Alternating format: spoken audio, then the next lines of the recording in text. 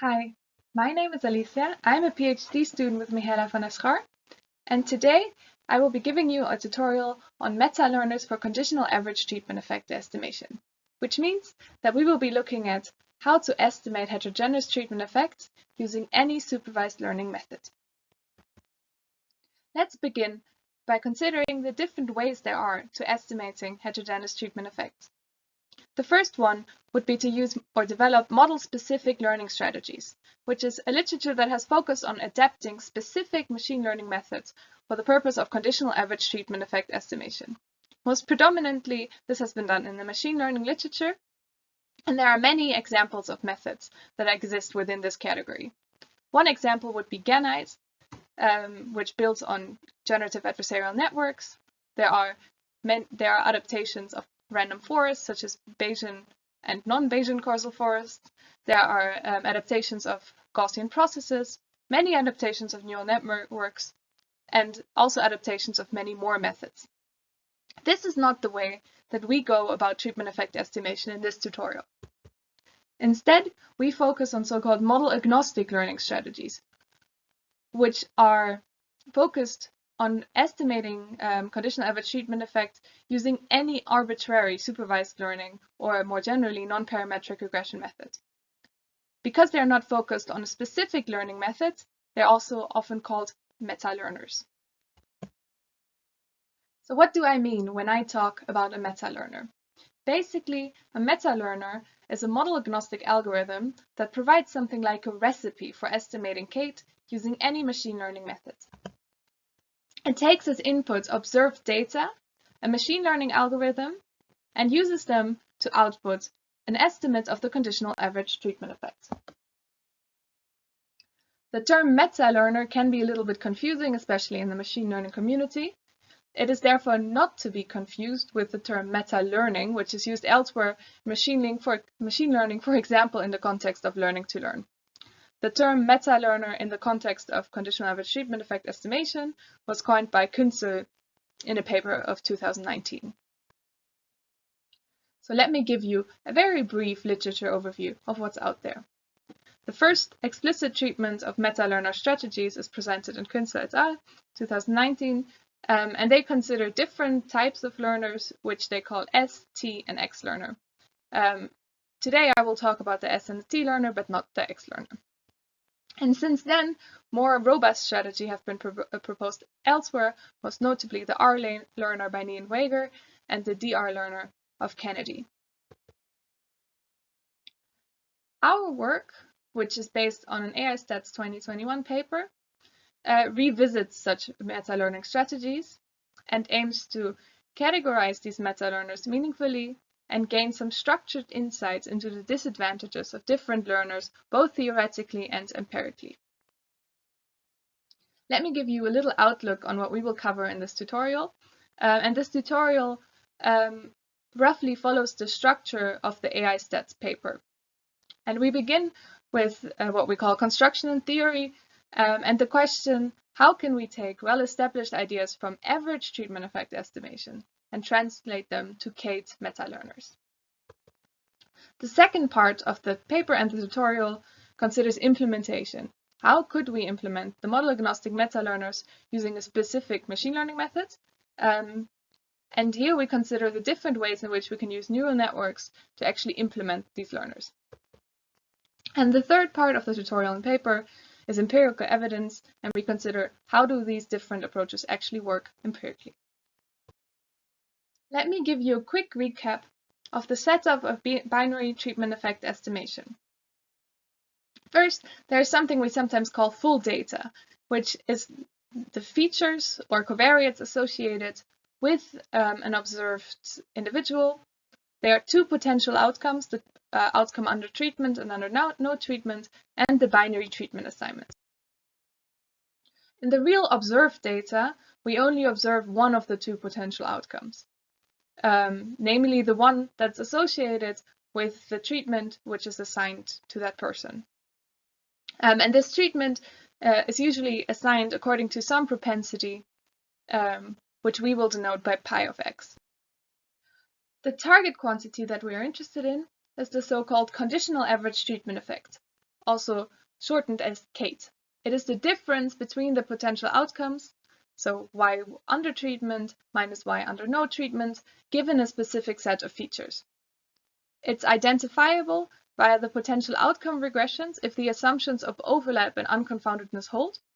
And the potential outcome regressions, which we will also denote as mu, are the expected values of the potential outcomes given a specific set of features.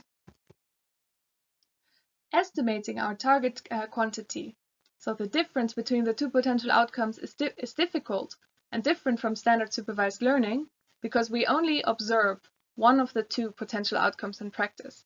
For no individual do we actually observe both the treated and the untreated potential outcome. Still, we can estimate CATE under the ignorability assumptions. And there are two high-level approaches to doing so. The first one is to estimate CATE as a difference between two functions, which I will also refer to as the indirect approach. By that, I mean any strategy that estimates only the potential outcome response surfaces and then sets CATE equal to the difference of these two response surfaces. The direct approach would be to find a surrogate and target CATE directly. What do I mean by that? Even though the potential outcome contrast, so the difference between the two potential outcomes for each individual, remains unobserved, we can construct something we call pseudo-outcomes, which have the same expected value, and then use these pseudo-outcomes to regress them on X and get an estimate for CATE directly, and not as the difference between two separately learned functions. Let's start with indirect approaches to CATE estimation because they are a little bit easier. The first and most basic idea would be the T-learner. The T-learner is called T-learner because it fits two separate regression surfaces using any machine learning methods and only the data of the corresponding treatment groups, and then uses the difference to estimate CATE. In this scheme here, this would mean that we split the patients into two groups based on whether or not they were assigned treatment, use the model trained on the control group to predict control outcomes, use the model trained on the treatment group to predict treated outcomes, and then simply set the estimated treatment effect to equal to their difference. A very similar approach to the T-learner is the S-learner. The S-learner is called S-learner because it fits a single regression surface in which the treatment indicator is simply treated as a standard covariate. That means that we simply extend the covariate vector and fit a single model on both groups where the treatment indicator plays the same role as a standard feature, and then the predicted treatment effect is again simply the difference between the two estimated potential outcomes. There's a third way of using indirect strategies to estimate CATE. There are some learning strategies, which we will therefore just refer to as hybrids, which share some, but not all information between the two potential outcome regression tasks. This could be in forms of shared representations between the two regression tasks, or joint feature selection, or so forth. These still use the information of both treatment groups to estimate the potential outcome regressions and again set the estimated treatment effect equal to the difference between the two estimated potential outcomes. Indirect learners have a number of potential shortcomings. Let's start with the T-learner, which cannot exploit structure that is shared between the control and the treated outcome because the T-learner has its two components trained on completely separate samples. And this is particularly bad when CATE is much simpler than each regression surface, because then sharing information would be very beneficial. So a nice worst case example for this is the toy example from Kennedy 2020, where the treatment effect is 0 everywhere. So both potential outcomes follow the black line that you see in both plots below. Yet the T-learner will predict very high heterogeneity because there's strong selection bias and because the regression surface is difficult to estimate. So as you can see on the right in this plot, the red and the blue line both fluctuate around the correct function, but they don't fluctuate in exactly the same way, which means that their difference, which is the estimated CATE, will be highly unstable, and therefore kind of predict very high heterogeneity in X, even though we know that the treatment effect should be 0. So that is a shortcoming of the T-learner. The S-learner, on the other hand, does not give special status to the treatment effect indicator or the treatment indicator. That means that the treatment indicator may get lost if the effect of prognostic variables is much stronger than the treatment effect. To see this, consider, for example, a random forest, or more generally a tree, which splits on different variables. It could be that the effect of the treatment is so weak that the treatment indicator is never chosen as a split or as a variable to split on compared to other prognostic variables. Further, single regression models may also not be able to fully adapt to the complexity of both regression surfaces if the treatment effect is very complex, which is the opposite to the case that we considered on the previous slide. Finally, neither of the indirect learner strategies actually allows to control the complexity of the estimated treatment effect. And that's because the CATE is not actually explicitly modeled. It's always implicitly defined in terms of two regression functions.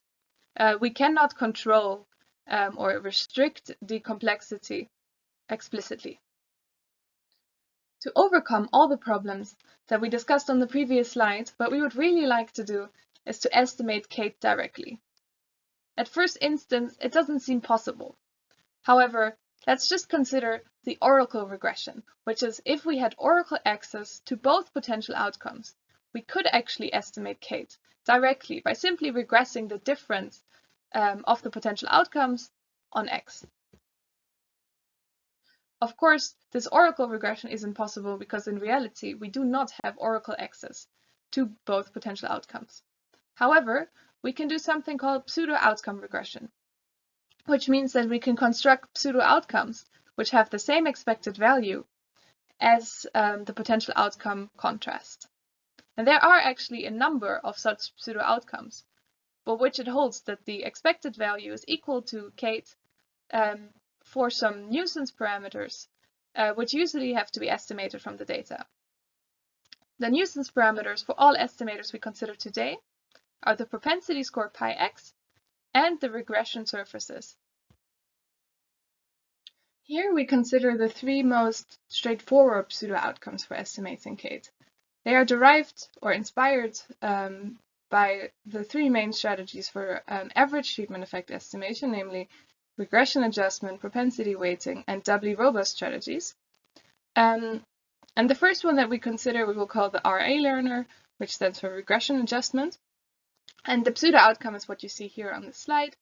And as you can see, it's a function of an estimate of the control regression surface and an estimate of the treated regression surface. And the two terms here in the sum are each a proxy for the treatment effect. And to see this, note the conditional expected value of this pseudo-outcome. So you can see that the first term in the sum will reduce to the difference between the true treated regression surface minus the estimated control regression surface, and the second term that has the reverse. So if you could if you had an unbiased estimate of the regression surfaces, then this would have the exact expected value of CATE. So this is why we consider this as the first pseudo-outcome. The second learner that we consider is the propensity-weighted learner, which uses as a pseudo-outcome what you see here on the slide, which is the so-called Horvitz-Thompson transformation. As you can see, for this one, you only need an estimate of the propensity score. Similar to the previous learner, this pseudo-outcome also has a conditional expected value, which will reduce to CATE when you know the propensity score. So when the propensity scores are correctly estimated, this pseudo-outcome has the same expected value as CATE. Finally, we consider the DR learner, which stands for doubly robust, and it's doubly robust because it uses a pseudo-outcome that depends on both the estimated propensity score and the estimated regression surfaces, and it's therefore also called the augmented inverse propensity weighted transformation. And as you can see here, the first term is actually the same as the Horvath-Thompson transformation that's used in the propensity weighted learner, and the second term is augmented with the regression surfaces. And I will show you now why we do that. So the conditional expected value of this learner has a very nice property, and that is that it is doubly robust. That means if we know the true propensity score, then as the first term is the same as in the propensity weighted learner, the first term just reduces to CATE. The second term reduces to 0 because 1 minus the true propensity score over the estimated propensity score is just 0. So if we know the propensity score, the expected value of this pseudo-outcome is CATE. If, on the other hand, we know the true regression surfaces, then there's also a term that cancels out, and the expected value again is equal to CATE. This is a very nice property, and this is why it's called doubly robust. Intuitively, this means that the doubly robust learner will work if either the propensity score or the outcome regressions are estimated well. It also means that it relaxes convergence requirements on estimation of each nuisance component separately, such that there can be a trade-off between how well you estimate one or the other nuisance component. So here, I'm just going to give a final overview of the three pseudo-outcomes, of the regression-adjusted, propensity-weighted, and doubly robust learner. As the discussion on the previous slides was quite abstract, let me give you a brief overview of the different meta-algorithms for estimating CATE. So all of them share the same first step. You have some data, you use your arbitrary machine learning method to estimate the two potential outcome surfaces and the propensity score if necessary. Where they differ is how they post-process these nuisance components. The indirect or plug-in learners simply take the difference between the two computed regression surfaces. This is true for the S learner, the T learner, and also all hybrid types approaches that we discussed.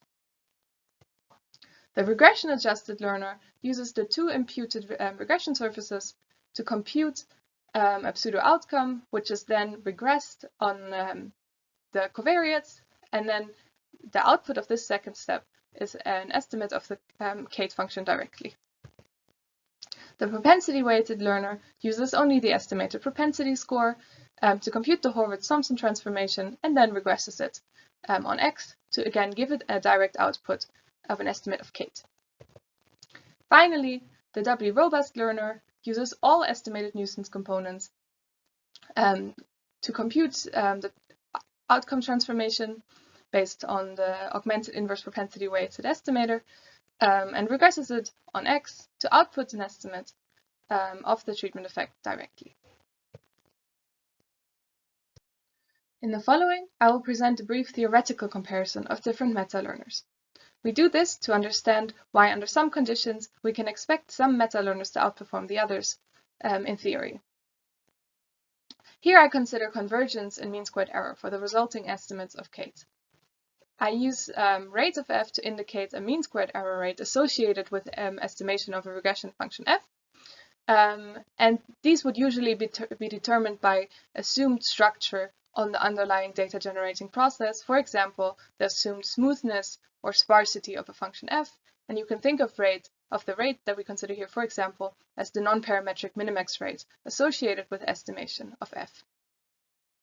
For indirect learners, or more specifically the T learner, we have that the mean squared error can be bounded by by the sum of the error terms on the two separate regression functions, which means that the error will actually be dominated by the slower converging of the two regression functions, which means that the estimation of the more complex regression surface, for example, the less sparse regression surface or the less smooth regression surface, will dominate the error of estimating the treatment effect with the t-learner. The error rate of estimating CATE using an indirect learner, this usually depends only on the complexity of the regression surfaces and not on the complexity of the treatment effect itself. As you can see in this plot here, it is actually possible that the treatment effect, so the difference between the two potential outcomes functions, is much simpler than the potential outcomes functions themselves. Here, the potential outcome functions are some complex nonlinear function, whereas the treatment effect, so their difference, is simply linear. Again, if we had oracle access to the contrast between the potential outcomes directly, or even oracle access to the nuisance parameters directly, we could estimate the CATE by regressing either the potential outcomes contrast or the pseudo-outcome on X directly and attain the oracle rate associated with, for example, the smoothness or sparsity of the true CATE. And because we often assume that CATE is much simpler than the potential outcome regression separately, this translates into such an oracle setup converging much faster than a setup that relies on estimating the potential outcome functions directly. Of course, in reality, we do not actually have oracle access to the nuisance parameters, so we have to estimate them from the data before we can compute the pseudo-outcomes. If we do so using sample splitting, so using a different subsample to estimate the nuisance parameters than to actually perform the pseudo-outcome regression, we can use a result from Kennedy to show that for direct meta-learners based on pseudo-outcome regression, the error is bounded by the oracle rate plus some remainder term. And if the remainder term decays sufficiently fast, so if the rate is smaller than the oracle rate, this oracle rate can actually be attained. If you actually analyze the different remainder terms, you will find that for the regression-adjusted learner, it is again the more complex of the regression surfaces that determines the remainder rate, whereas for the propensity-weighted learner, it's the complexity of the propensity score that determines the remainder rate, whereas for the doubly robust learner, it's the product of these two rates, which is the double robustness advantage, because that means the DR learner will always converge faster than either RA or PW learner. This leads us to the conclusion of this first part of the tutorial.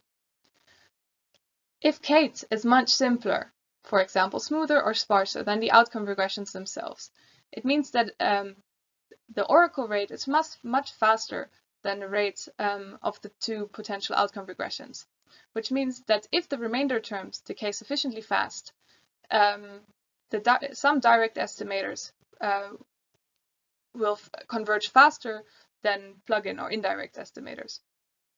However, in small sample regimes, variance and noise in the pseudo-outcomes can also matter for performance. And this is particularly true for the propensity-weighted and doubly robust learner, because there are inverse propensity weights present, which can lead to quite high variance of the associated pseudo-outcomes. After much theory, let's now move to the second part of the tutorial, namely the question of how to implement learners using a specific machine learning method, and in this case, neural networks. What this really means is, how would we implement the first step? So how would we implement the nuisance estimation step, where we want to estimate the two potential outcome regression surfaces and the propensity score? The first and kind of vanilla solution to do so would be to use a separate neural network for each nuisance estimation task. We will call this a T-net because this is basically what the t-learner would do. And asymptotically, this is probably a good idea, because asymptotically, this means that it can fit arbitrarily different regression surfaces to the data. However, in smaller samples, we might want to share some information between the different tasks. We propose an architecture we call SNet, where the S stands for sharing some information, which relies on representation learning and has some shared and private representations that can be used to estimate the different nuisance estimators by sharing some information between the regression tasks, but not all. This SNet architecture actually generalizes a number of existing architectures that have been proposed in literature already. And you can arrive there by simply removing some of the shared or private representations. First of all, the T-net that we just discussed is a special case of the SNet. Namely, if you remove all the shared representations, SNet becomes T-net. But there's more. The famous TARnet by Shalit et al., for example, can be obtained by removing some of the private representations. Similarly, Shi et al.'s DragonNet can also be obtained by removing some of the private representations. And finally, the disentangled representations for counterfactual regressions by Hassanpour and Greiner can also be obtained from our architecture by removing the potential outcome-specific private representations. After we've considered theory and different ways to implement the nuisance estimators, we'd actually like to gather some empirical evidence, and therefore we performed a simulation study in our paper. We had to use simulations because the ground truth treatment effect is always unobserved in practice. So it's not like in supervised learning where you can use some real data to evaluate your treatment effect estimators. That's because the treatment effect is simply not known in real data sets. We considered three quite stylized settings, which were meant to highlight that different data generating processes actually favor different learners. In the first data generating process, we had no treatment effect, but some level of confounding.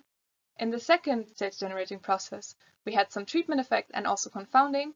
And in the third, slightly unrealistic setting, we had a treatment effect that was more complex than the outcome regressions themselves, but no confounding. In this study, we fixed the hyperparameters to equivalent settings across all different architectures for fairness, and used our study to compare different neural architectures for indirect estimation, the different meta-learners, and finally to compare different meta-learner architecture combinations. When comparing different indirect learners, so the different architectures across all experimental settings, we came to the conclusion that flexibly sharing information between the different nuisance estimation tasks definitely helps. And that on average, our very flexible, very general architecture performed best across all scenarios, which is to be expected because it generalizes the different architectures. When considering the different meta-learners, all implemented using a vanilla T-net in the first step, we found that the performance or the relative performance depends on the underlying data generating process. And in all settings, there was actually a different meta-learner that performed best, with the exception of the propensity-weighted meta-learner, which performed very badly throughout, which we attribute to the very high variance in the associated pseudo-outcome. What's particularly interesting is that the theoretical predictions were actually confirmed by this experiment, because in setting 3, where the treatment effect is not simpler than the potential outcome regressions, the plug-in learner actually performs best, whereas the indirect learners outperform the plug-in learners whenever the treatment effect is simpler than the potential outcome regressions. Finally, we consider how to best combine the different meta-learners and the different architectures for nuisance estimation to kind of get hold of the best of both worlds. We found that for the DR learner, you actually have to be careful what kind of architectures you use to implement it. That's because whenever there's information shared between the estimation of the propensity score and the outcome regressions, the DR learner can actually suffer. And that's because there's some kind of trade-off between the performance and estimation of the propensity score and of the outcome regressions when you train them together. So for the DR learner, you should estimate the outcome regressions and the propensity score separately. So you should use a nuisance estimation architecture that separates the two. For the RA learner, this is not the case, and we found that for the RA learner, you should simply use the best nuisance estimator to implement it. With these experimental results, we've made it to the end of this tutorial. And I'm just quickly going to present you some key takeaways as a conclusion to this tutorial.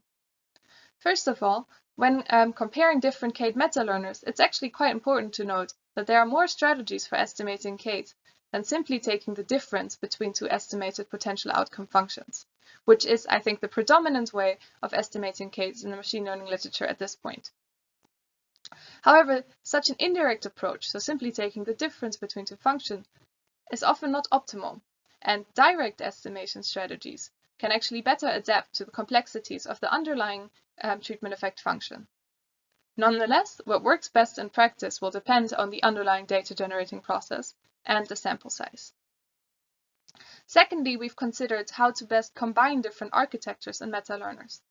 And first of all, we found that sophisticated architectures that share information between regression tasks can substantially improve upon t-learners in smaller samples. And we've also considered how to best combine the different two-stage meta-learners by using sophisticated architectures as nuisance estimators in a two-stage meta-learner that targets CATE directly. And we found that these approaches actually do lead to the best results. This tutorial is based on our recent AISTATS paper and references therein, particularly the papers by Künzel et al., Kennedy, and Nee and Wager. We also have made available the code to reproduce all the experiments that I showed you here and more. All code is available on my GitHub, and it also just simply contains a suite of sklearn style implementations of all estimators that I considered, in case you want to play with them yourself. Thank you so much for your attention, and I hope you enjoyed this tutorial.